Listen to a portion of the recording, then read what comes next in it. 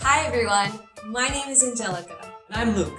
And today we're back with part 2 of things you didn't know about Holy Name of Jesus. If you haven't checked out our first video, you can click on the link down below. And without further ado, let's jump right in. Number 1, the Statue of Divine Mercy.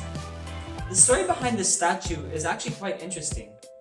Back in the early 2000s, a group of boys were playing when one of the boys got struck in the eye. When it was found out that he would need several surgeries for his eye, his grandmother in Mexico entrusted the healing of her grandson to the divine mercy of Jesus. She prayed to Jesus to have her grandson's eye healed, and thankfully, he's perfectly fine today. To express her appreciation, the boy's grandmother, who was a very talented sculptor, made a sculpture of the divine mercy of Jesus and gifted it to Holy Name of Jesus. That sculpture is the very same one you pass by on your way to the chapel site in the church. Number 2, the altar.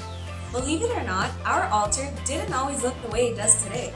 In the early days of HNOJ, things looked quite different.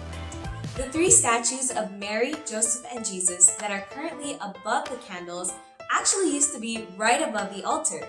The statues of Mary and Joseph used to be on the wall behind the altar, and the statue of Jesus hung suspended in the air. Not only that, but the floor of the sanctuary looked different too. You may remember before the beautiful white tiles that we have today, we used to have a red carpet. And before the red carpet was a green carpet. On top of that, the chapel side of the church looked different too. Before the wooden pews, there used to be the same black chairs that we have on the other side of the church. Actually, these wooden pews came from a convent in Montreal that was closing down. Number 3, the stained glass windows. Have you ever walked by the beautiful stained glass windows and wondered what the history was behind them? Well, these windows actually used to be regular glass windows. However, in 1990, for the 25th anniversary of HNOJ, we were able to replace them with stained glass windows with the help of different members of the Laval community. Number 4, the Crucifix. Wait, did you just say the Crucifix? Didn't we talk about that last time? That's right, but we still have more to say on this. Okay. If you remember last time, we told you how the crucifix came from St. Anne's in Montreal. Well, when St. Anne's was closing down, there were others who wanted a crucifix as well.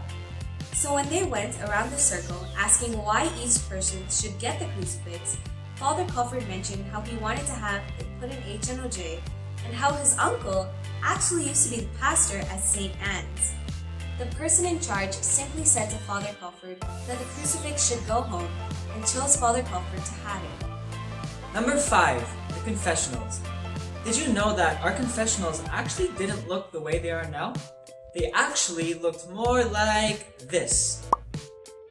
The ones that we have now actually came from a church in the Plateau Mont-Royal that was closing down, where the pastor was a friend of our previous pastor, Father Peter.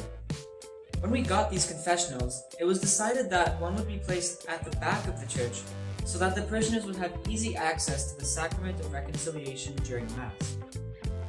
And that was 5 things you didn't know about Holy Name of Jesus. A special shout out goes out to all those who helped us out. Goji Farias, Deirdre Rochford, Father Joy, and Father Peter Sabbath. If you enjoyed this video, don't forget to like it and subscribe, and watch part 1 if you haven't done already. Thanks.